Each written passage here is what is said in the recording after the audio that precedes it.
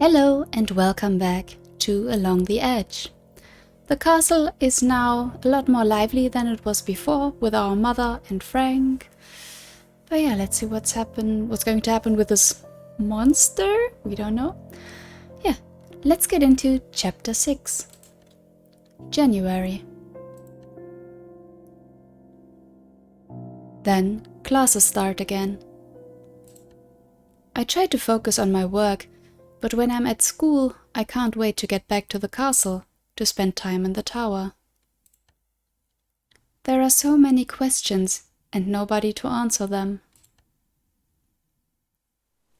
I'm struggling with a copy of a Greek version of the Cyanides when the solution literally falls into my lap as I turn the page. It's a loose leaf which slips out from between the pages. It explains the method for invoking the spirit of the recently deceased. An idea crosses my mind. Perhaps I could try to call upon the spirit of my grandmother, Adelaide. Would she be able to answer my questions? For a week, I try not to think about this insanity. Invoking my grandmother. I weigh up the pros and cons, trying to measure the risks. But each time I come to the library to take a new book to study, the page I've set aside seems to taunt me. Besides, I don't know who else to turn to. Gilbert and Gérard Bottin, Mom, Stanislas, they've already told me what they know.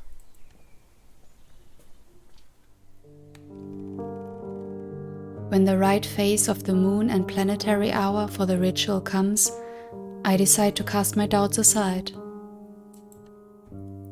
I chalk the lines on the floor of the tower, and then I pronounce the words of power. At first, nothing happens, and then a draft of cold air sweeps through the room. The intertwined patterns of the ritual stone blaze with cold light. At the center of the magic circle, a shape, haloed with blinding light, appears, illuminating the darkness. The halo becomes more substantial, and a human form appears. Yet it's not the old lady I was expecting, but a middle-aged woman. I'm struck by the similarities. It's as if I was looking at an older version of myself. Then, little by little, I notice the subtle differences between the ghostly shape and my own image. Grandmother? She seems to become aware of my presence in the room and stares at me with astonishment. Adelaide? Adelaide de la Tour? Sophie? No, I'm Daphne, your granddaughter.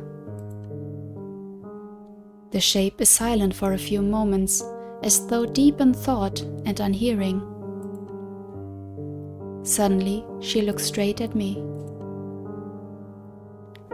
Has the entity been sent back into limbo? Tell me, are the Maltaire defeated? No. If I called you here, it's because I need answers. I didn't know who to turn to. Answers? The vision begins to fade, becoming fainter and more translucent. I can tell that I don't have much time. Okay, tell me about the creature, tell me about the Maltaire or the de la Tour. We know the least about the creature, I think, so let's do this. Tell me about the creature that I see in my dreams. How can I defeat it? An invisible entity which longs for the source. It needs to feed upon it to continue its existence in our world. The ancestor, He made a pact with it. The Maltaire, they feed it with the blood of the de la Tour in exchange for its aid. Sophie, I thought it would stop with her, when she and Eve, but the Maltaire blood was stronger than their union. He performed the rites. She and Eve? What happened between Eve and my mother? He killed my granddaughter, as happened before and as will happen again. To me, to my mother, to my grandmother before her. To my daughter, to hers, to the children after her. Sophie, she knows. She wanted to hide the other child, to keep her safe. She left. To Adelaide's image. The Adelaide's image is a mere glimmer at the center of the magic circle. She tries to speak, but no sound comes out. And now I'm alone in the castle. When I'm no longer there, there'll be no one. She tries to speak, but no sound comes out. And a few moments later, I'm alone in the tower. The white chalk lines I traced on the floor, the only evidence of what happened.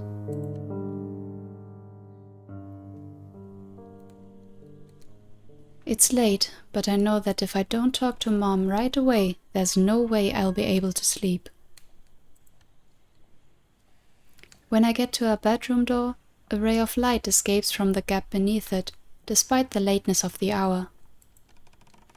I'm raising my hand to knock gently when Mom says, "Enter." I suppose the sound of my walking stick on the floorboards warned her of my presence. When I open the door and go in, I find Mom reading a novel by the light of her bedside lamp. "Daphne?" "Mom, we have to talk." "I'm sure it can wait until tomorrow, can't it?" "I think it's waited long enough already." "What's so urgent?" "I just talked with grandmother." "You just talked—" "No, don't explain. I'm not sure I want to know the details." "What happened between you and Eve Maltaire?" There's an awkward silence. Mom lays the book on her lap and takes a deep breath. "I knew that business would resurface sooner or later." "And it didn't occur to you that, I don't know, you might let me know first?" "I would have preferred to hear it from you. It would have saved me the trouble of using magic to fill out the blanks." "I'm sorry, Daphne. When I arrived at the castle, there was so much to tell you. I figured it could wait, that there was no hurry. Then you had your accident, and the weeks passed, there were the holidays, and then you started to spend most of your time in the tower. It was never the right moment. But I swear, this time, I'll tell you everything. Let's start at the beginning. Is Eve Maltaire my father? Were you romantically involved with Eve? Doesn't it come down to the same?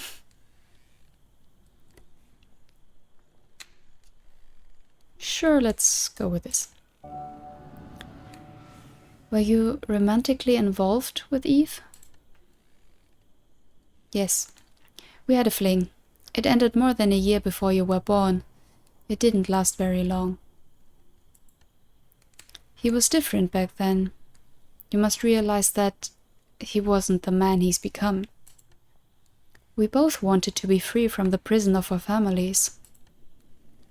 Your grandmother, Adelaide, had a hard time accepting it at first, but she realized quickly that an alliance could put an end to the old quarrel. But to the Maltaire, it was scandalous. Maltaire's heir getting mixed up with the de la Tour?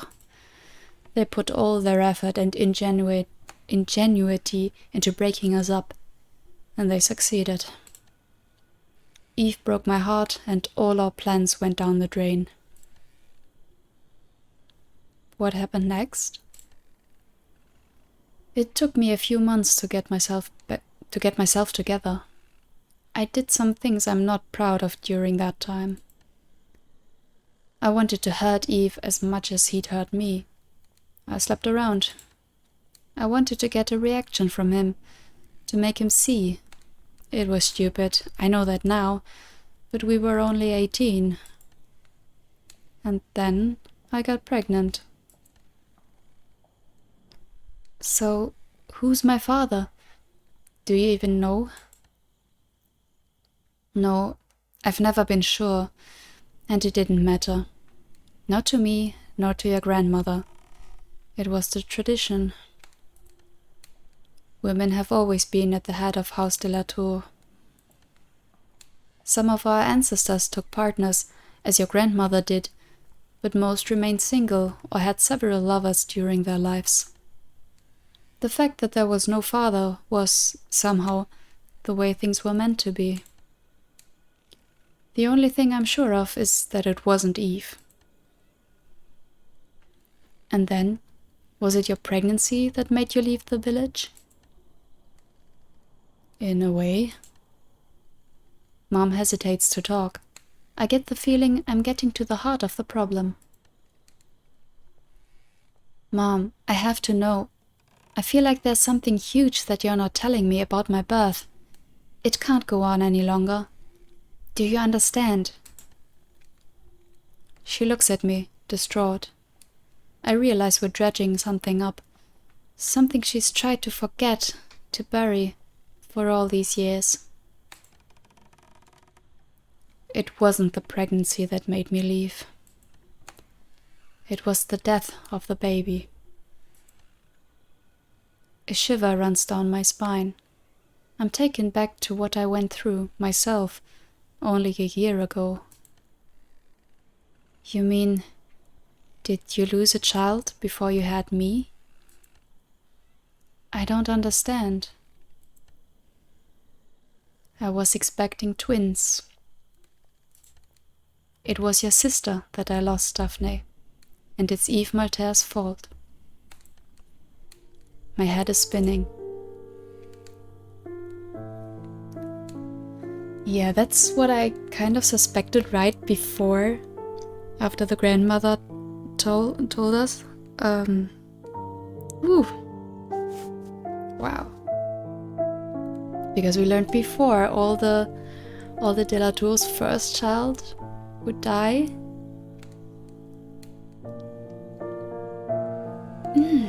Oh boy.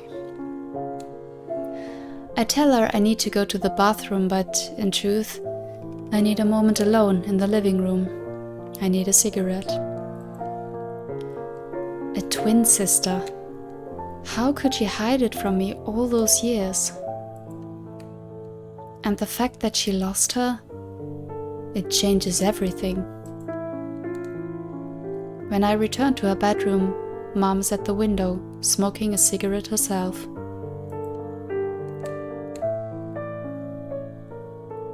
How could you have hidden losing your baby, my sister, for all these years? She looks at me, her face sorrowful. What would it have changed? Besides, how can you blame me for keeping it quiet when you went through the same thing yourself? Oh, don't look at me like that. When you had your accident, you were talking in your sleep. It wasn't hard to put the pieces together. It's our curse. For over a century, since the Maltaire offered our children in sacrifice. That's impossible? Well, we've seen magic before, I think. By now we know it's possible.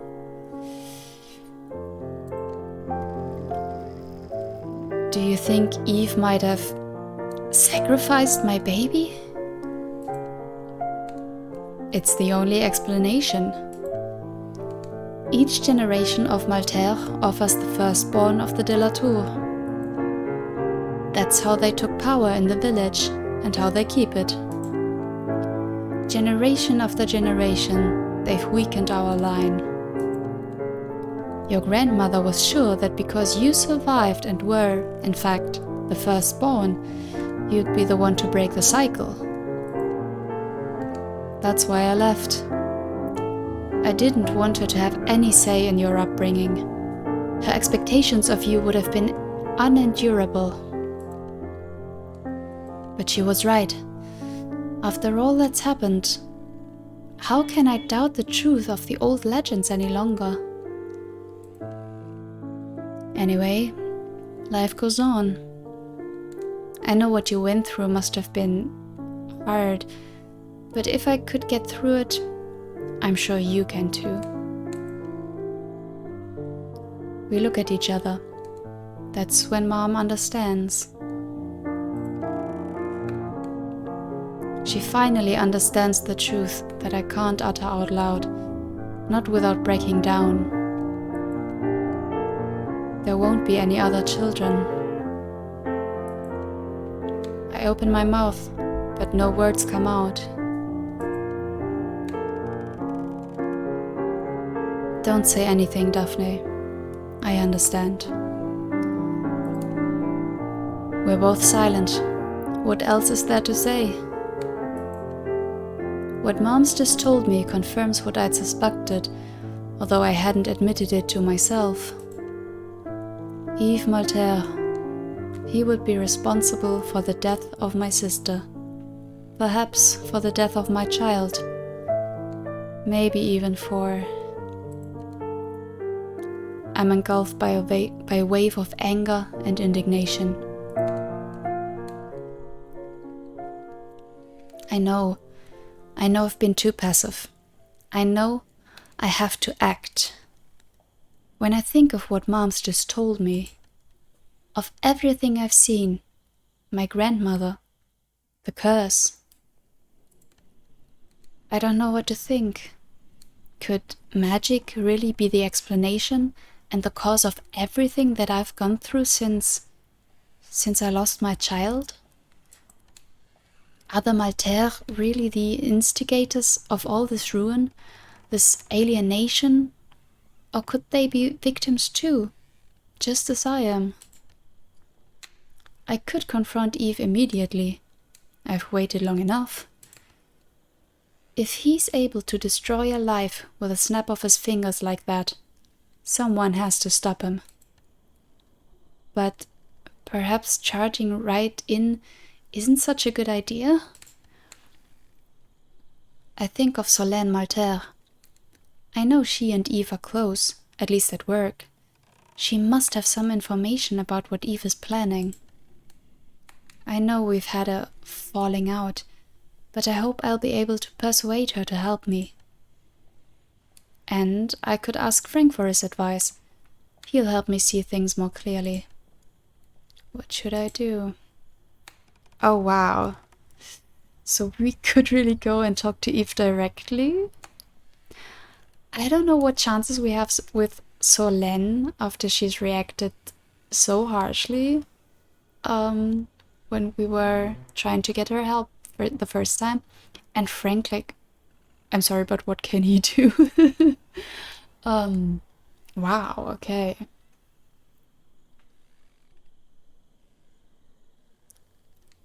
None of these seem promising, to be quite honest.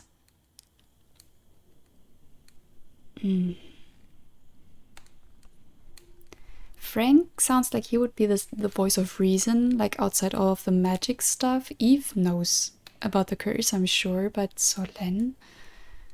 This is tricky. And also wondering if we can do more than one of these options. I'm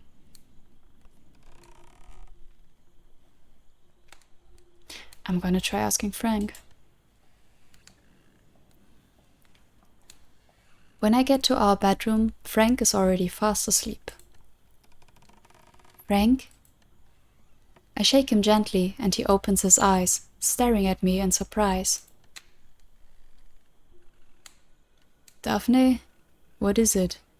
I've got to get up early. I tell him everything. My sister, the child I lost. I share my doubts about the Maltaire. So, what do you think? I don't know, Daphne. It can wait till tomorrow, can't it? It's late. Let's sleep on it. Besides, going to knock on Maltaire's door in the middle of the night, if the man's as dangerous as you say he is, I don't know.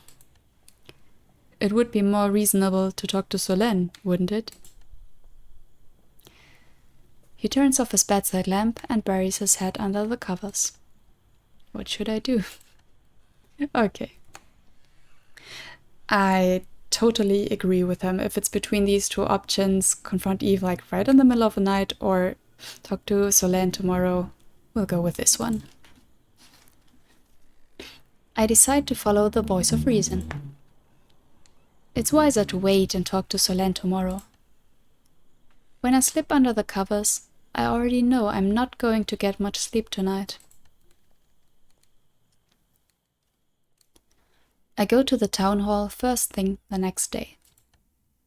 The receptionist gives me directions, and I embark on a complicated treasure hunt. I finally enter a large office, where I find an agitated Solène, phone in hand. There's a box in a corner of the room, half full of files and a photo of Pierre-Yves, which look to have been thrown in quickly. Solène seems lost in thought, indecisive. I speak to her several times before she realizes I'm there. She stares at me, surprised. Daphne? I've been trying to call you for the last 10 minutes. She seems lost. But what are you doing here? Well, actually, I wanted to talk to you about your father. Look, I know we had a misunderstanding, and I'm sorry if I hurt you, but I really, really need your help. No, it's all my fault. I've been living in a lie for years, and I wasn't ready to accept the truth. All this time, I've been living in my father's shadow, ever since my husband died. Oh, I'm not blind. I know what they say in the village. Daddy always told me to let them talk. That it was good for business, all these local superstitions. That I shouldn't worry about any of that. What are these options? I understand, or you were lying to yourself? No, I understand, sure. If you've been brought up that way your whole life. I understand. I tried to tell you. I didn't do a good job of it, but I tried. You must think I'm an idiot, just accepting everything without question. She gives a wry smile. What's changed your mind? Has something happened? Yesterday, I had dinner with my parents. My father excused himself before dessert, saying he had an urgent file to work on. I offered to help him, of course, but he refused, so I stayed in the kitchen to chat with Mom. Pierre-Yves went to play in the living room.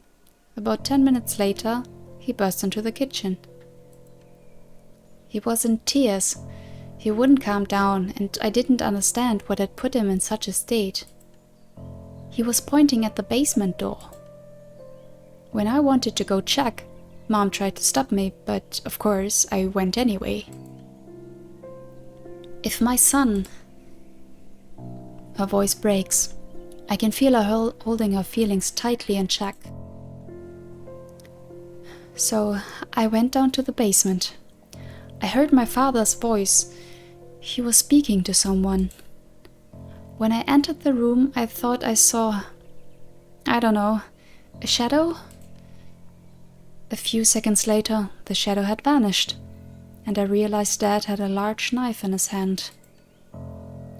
There were candles all over the floor and strange drawings. I ran upstairs, took Pierre-Yves in my arms, and left without looking back. I haven't slept all night. This morning, I dropped Pierre-Yves at school, and then I picked up the phone to call you. Because last night, I heard my father whisper Sophie de la Tour several times as I was going down the stairs. There's a long moment of quiet. Solène looks distraught. It's probably nothing, but I'd be more comfortable if you warned your mother, Daphne. I'm scared something might happen to her. Yeah, let's call her right away. That does sound dangerous. You're right. Can I use your phone? I try Mom's cell phone. Answering machine. I try the landline at the castle. No answer. That's when I begin to panic. I call the Bourtine. Gérard picks up. I ask him to go up to the castle, check if everything is okay. Solène is white as a sheet. Look, Solène, it's probably nothing, but I can't reach Mom. I'll go back to the castle. Yes, of course, get going. What are you waiting for? Oh yeah, let's think of... Solène, thank you so much. I know this can't have been easy. She smiles faintly. Don't thank me. I feel so... stupid. I know I chose the path of least resistance. After my husband died, I was lost. I had no work. We were about to move, and there was Pierre-Yves. I was an unemployed widow with a small child. When Daddy offered me a job, I took it, and I shut my eyes to all the weird stuff that happened in the village. He always had an explanation anyway, every single time. I couldn't bring myself to give credit to the superstitions. It would have meant that my own father was probably responsible for the accident that killed my husband. But that's over now. I can't persuade myself that it's all for the best any longer. I understand. Oh, and if you need anything, you know where to find me, okay? Thank you, Daphne. I might take you up on that. I hug her, then run to my car. No. I see the smoke above the treetops before I even reach the lane to the castle. When I get to the courtyard, I find a shocked Mr. Bourtine surrounded by a team of firefighters. Oh, Miss Daphne, it's a good thing you called me so quickly. What happened? I found your mother unconscious in her room. There was smoke everywhere. If you hadn't warned me, I'd rather not think about it.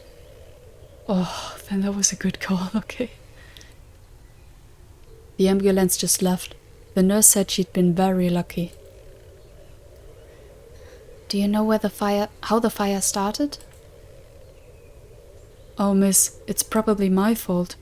Your mother must have wanted to light a fire in her room. The chimneys haven't been swept for ages. It's not your fault, Mr. Bourtine. And if you hadn't been there to save her...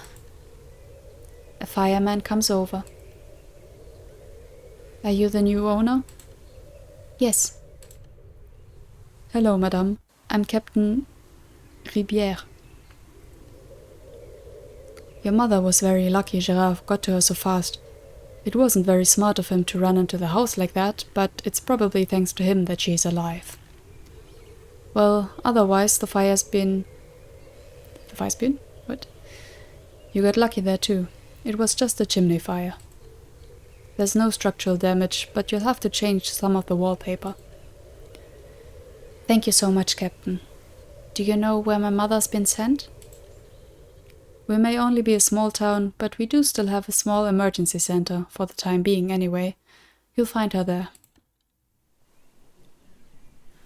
Oh, okay, I'm just happy that the mom's alive. Like, for a moment I thought that the only way to save her would have been to go to Eve straight away. That would have been fucked up. Wow, okay. I spent the evening at the hospital.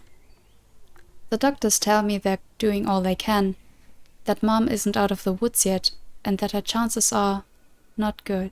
No. Frank arrives soon after. We wait tensely in the waiting room, hoping she'll regain consciousness, hoping the doctors will tell us we can see her, and hoping they'll finally say that she'll be all right. I'm glad to have Frank with me. His calm and his fortitude in the face of every trial, it's reassuring. He tries to make me relax, to get a smile out of me. I'm way too worried for that, but I'm touched that he tries, really. Just as I've fallen asleep, curled up in a chair in the waiting room, a man in a white coat wakes me gently. Mom has woken up. She's weak, but she's alive. The doctors have decided to keep her under observation for a few days. I can't believe Eve would go this far. Mom could have died. I don't know what to think. What's the point of all this if I can't even protect my own family? Frank takes me home without saying a word. Days pass me by in a daze.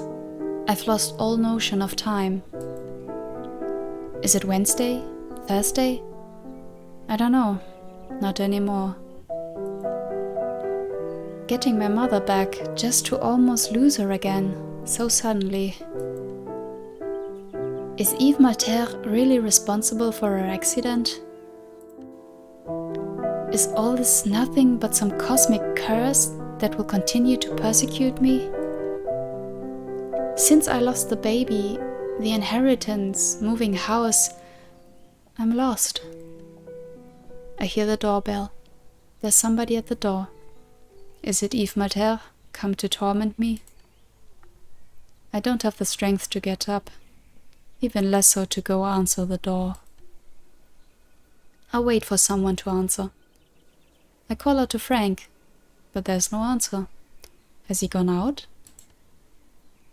The doorbell rings again. I crawl off the sofa and go into the entry hall. I hesitate again for a second. Then I muster up my courage and open the door. There's a middle-aged woman waiting outside. She seems familiar, but I can't put my finger on why. Hello, Miss de la Tour. Hello? I am Hélène Lefort. Yes? Oh, I'm sorry. We've never met, have we? I'm Jean-Baptiste Lévesque's aunt. Sorry about your sister. Should we bring that up? Or be straight to the point? Well, I always want to try the polite choice, maybe? Oh, I'm sorry about what happened to your sister. Thank you. It's kind of you to say so. I hope you don't feel responsible. I'm sure it's not your fault, despite what they say in the village. My grandmother used to tell me the old stories when I was little, and you can't curse someone like that. Oh, you don't believe in witchcraft? Are you kidding? Of course I believe in it. However, you can't curse people to die by falling over and yelling insults. That's reassuring, actually. That would be rather too simple, don't you think? Well, you know, Beatrice, she drove her car way too fast. I told her hundreds of times she should be more careful. Besides, she was blind as a bat, but she didn't want to to wear her glasses. That's where vanity gets you. But... And then there's this business with the Maltaire. Since her husband left... Do you know she was convinced Eve Maltaire had cursed her husband? Nobody knows what happened to the poor man, but with my sister for a wife, I can understand why he'd do a bunk. Look. Oh, sorry. Here I am going on, and perhaps you don't have time to listen to my life story. I wanted to give you this. She gives me a large bouquet of flowers. When we heard about Sophie, me and the other shop owners, well, we all chipped in. Thank you. You shouldn't have. We wanted to show our support. You know, we were all very sad when we heard the news. To be honest, we've all had enough of the Maltaires bullying us.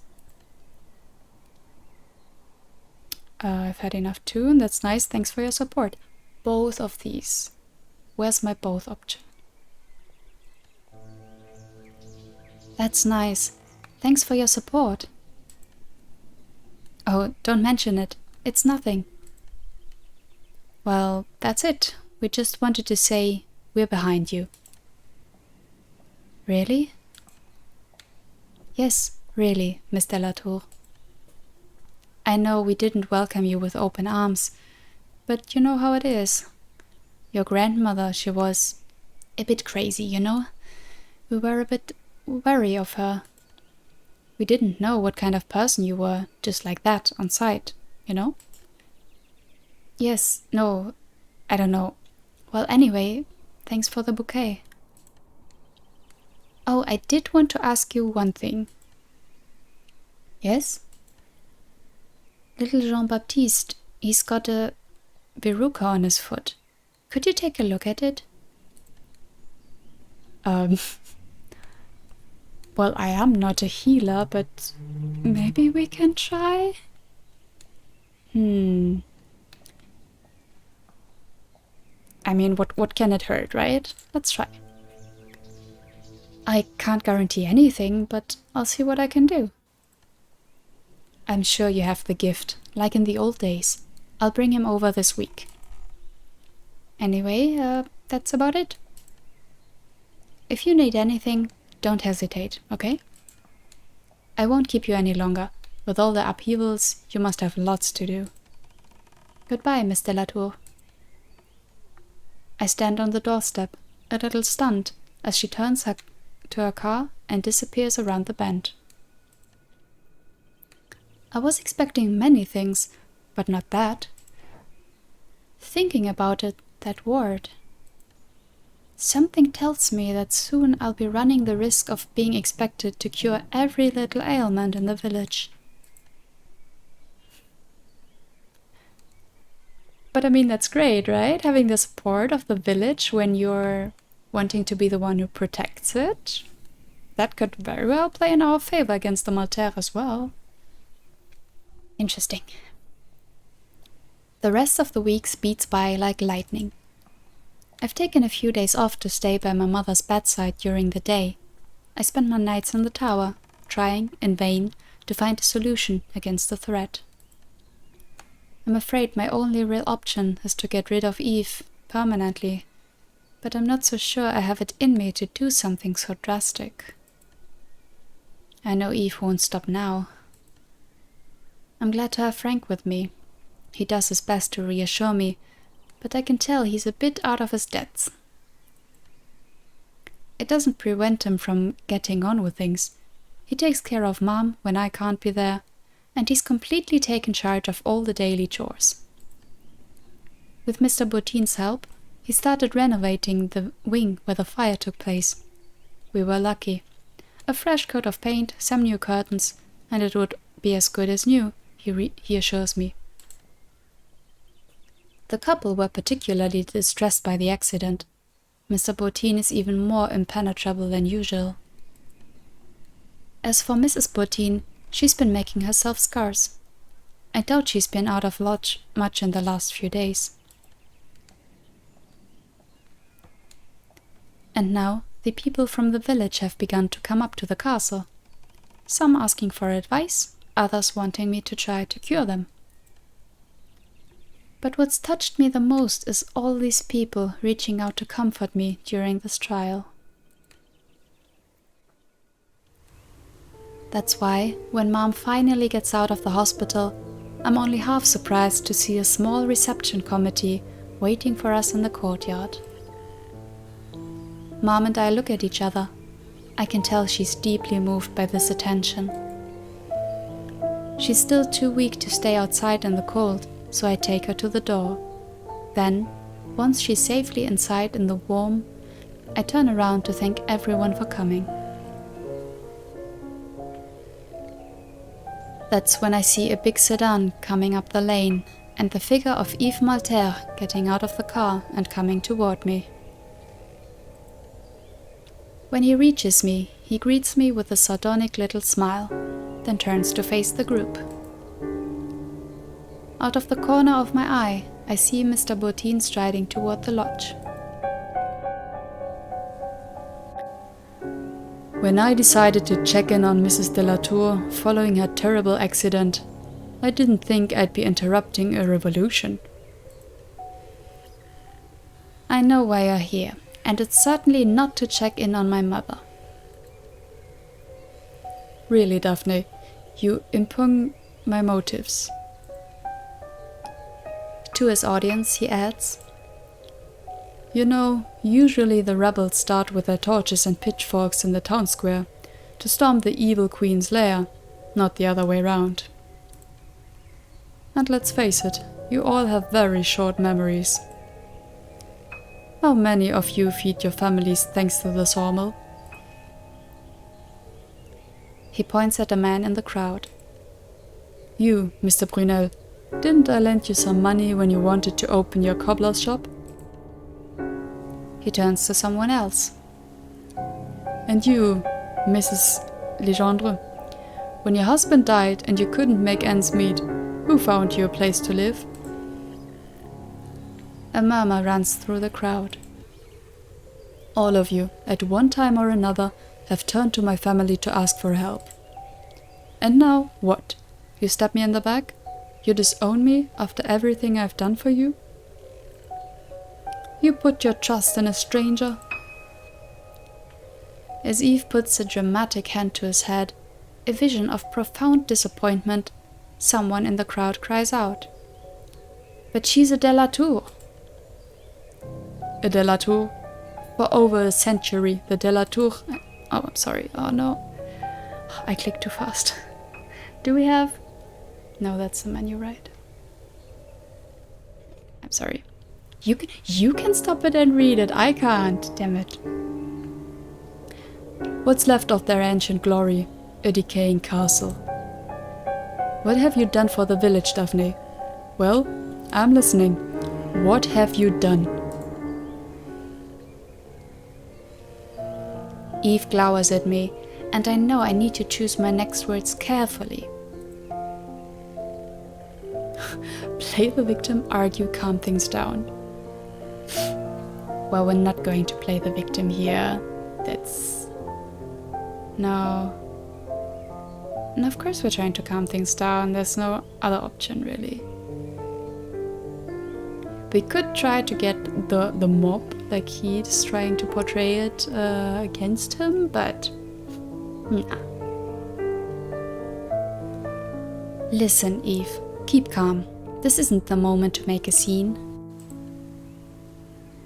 I'm perfectly calm. I come back from the hospital to find you here, at my door, threatening me, when everyone else has offered only support and friendship. There's a murmur around us. For the first time, Yves seems ill at ease. You've put a spell on them. This isn't right. Says you, whose family has been using witchcraft for years? Go home, Yves. You're making a fool of yourself. You think you have power, but as soon as anyone refuses to bow to your rules, your house of cards collapses all on its own. I warn you. I cut him before he can finish his sentence. You warn me of what? That you're responsible for the fire that put my mother in the hospital? Don't push me. You don't know what I'm capable of. No, I don't tell me. You don't scare me.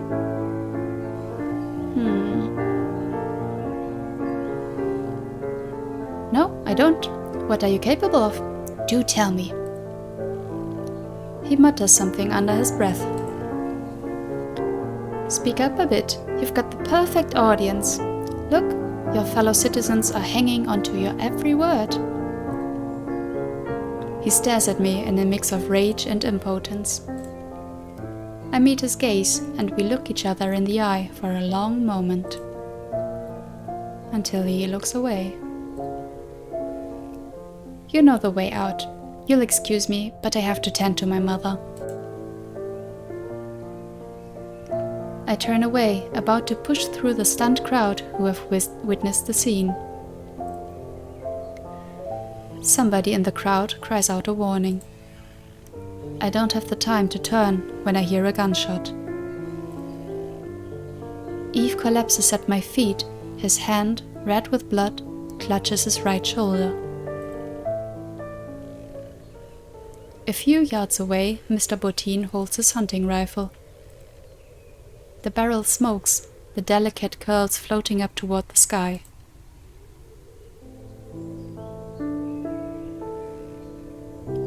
Whew. Okay, that's not the kind of confrontation that I was expecting right in front of this big audience. Very daring, Yves, and a little stupid, I dare say. Okay. I'm not quite sure how long this epilogue will be, but yeah, the video's gone on for long enough, I think, so I'll stop here for today and see you next time for the epilogue. Bye bye!